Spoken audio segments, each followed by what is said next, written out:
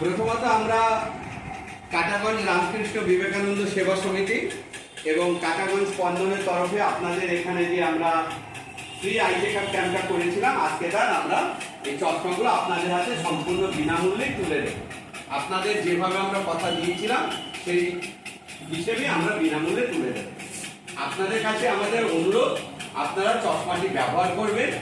আর একটা বিষয়, আপনাদের ডাক্তারবাবু ক্যাম্পের দিন যেভাবে বলেছিলেন, কালকে হয়তো বলেছিলেন আপনি শুধু বই পড়া, সেলাই করা এবং মোবাইল দেখার সময় চশমা পরবেন, বাকি সময় পরবেন, তারা তাই করবেন। আর যাদের বলেছিল আপনি স্নান করার ঘুমানোর সময় বাদে বাকি সবসময় চশমা পরে থাকবেন, তারা সেটাই করবেন।